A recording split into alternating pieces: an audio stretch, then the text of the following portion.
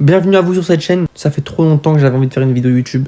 Et quoi de mieux que faire sa première vidéo YouTube que de parler du chômage. Ici c'est une safe place, on est chill ensemble. Bon voilà, pour remettre les choses dans leur contexte, je m'appelle Lucas, j'ai 20 ans. Et ça fait plusieurs mois que je suis au chômage maintenant. Alors comment ça a commencé? Il y a 2 ans je finis mon bac, en 2024. Et je suis tombé sur une plateforme que tout le monde connaît et qui m'a fait énormément de mal, Parcoursup. Si le directeur de Parcoursup passe ici, je te fais un petit coucou. Pour faire simple, j'ai formulé des vœux et je n'ai jamais été accepté à mes vœux. Est-ce que j'ai pris les choses à la légère? Peut-être. Est-ce que j'en ai payé les conséquences? Évidemment. Donc je me retrouve à devoir choisir une licence que je n'ai pas choisie de mon plein gré. J'ai évidemment abandonné cette licence au bout de 6 mois. Donc première partie du chômage. On est peut-être au mois d'avril et je n'ai rien à faire de ma vie. Je me dis qu'il faut que je trouve un emploi. Je cherche, je ne trouve pas. Je me rabats sur une option que je ne pensais pas devoir choisir et qui m'a fait encore plus mal au cœur. Les fast-foods. Si t'es un jeune et tu regardes cette vidéo, ou même tu cherches un emploi, ne postule pas dans les fast-foods. Fais-moi ce plaisir. Évite ce malheur qu'est de travailler dans les fast-foods. J'ai travaillé dans une célèbre chaîne de fast-food dont je tairai le nom. Ça pue la merde. Voilà, disons les termes. Ça pue du cul, c'est nul, c'est éteint. Donc tout l'été, je travaille en fast-food. 35 heures, j'ai des huiles plein les cheveux. Je pue à cause de l'huile de friture, c'est un enfer. En plus, il fait 40 degrés. Je vous décris pas l'enfer que c'était. Juste avant de partir en vacances, je démissionne.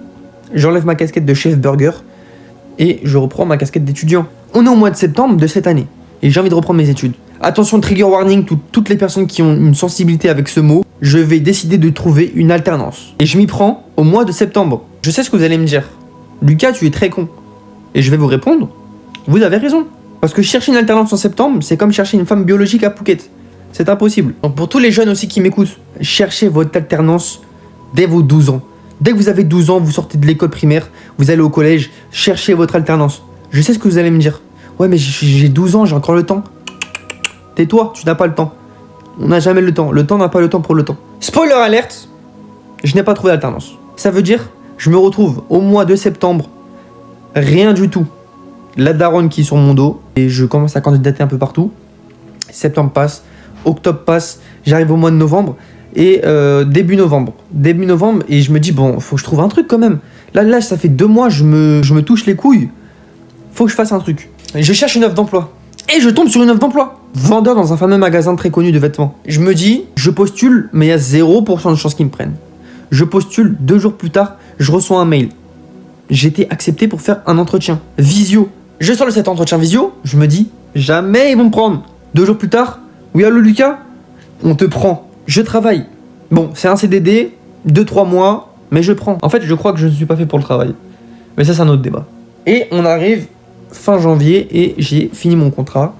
Et je suis de nouveau libre sur le marché du travail. Je cherche toujours un emploi. On va parler d'un truc un peu sérieux. C'est souvent quand tu es au chômage, c'est un peu compliqué avec les gens autour de toi. Parce que déjà, il y a les parents qui sont autour de toi et qui te disent qu'il faut se bouger le cul quand même. Donc tu te prends une claque sur le cou par les darons. Quand tu vois les gens autour de toi faire leur 2e année d'études, certains qui vont avoir leur diplôme, tu te dis, en fait, ils ont du coup 2 ans d'avance sur moi et tu as l'impression d'être en retrait. En fait, tu as l'impression de te dire que tu n'avances pas, que tu as pris du retard et que en fait, ce retard, tu peux pas le combler. Et ça m'a vraiment, au début d'année, ça m'a vraiment fait chier. Genre, septembre, octobre, ça me faisait chier. Je me suis dit, encore une année où je vais gâcher. Mais là, c'est bon, j'ai décidé de reprendre ma vie en main. Et abonnez-vous s'il vous plaît, likez s'il vous plaît, j'ai vraiment besoin de tal, j'ai vraiment besoin d'argent. Mes conseils pour ceux qui veulent être au chômage, n'allez pas au chômage, ok? Le chômage c'est drôle 1 mois, au bout de 2 mois vous avez envie de vous péter la tête contre le mur. Éloignez-vous du chômage. Moi je l'ai plus vu comme je perds une année encore, et ça m'a fait chier. Et là je suis dans l'optique de plein de choses, j'ai plein de projets en tête, et j'espère que je vais pouvoir les réaliser. Bref, c'était un peu une vidéo rétrospective de mon chômage. J'emmerde le chômage, j'emmerde le travail aussi. En vrai, j'ai plus grand chose à dire. Je pense que j'ai un peu fait le tour. Dites-moi en commentaire si j'ai oublié des trucs, des points, des aspects, votre expérience comparée au chômage, ce que vous avez vécu, comment vous l'avez vécu, et comment vous en êtes sorti si vous êtes sorti. Et en tout cas, baissez pas les bras les gars, on baisse pas les bras.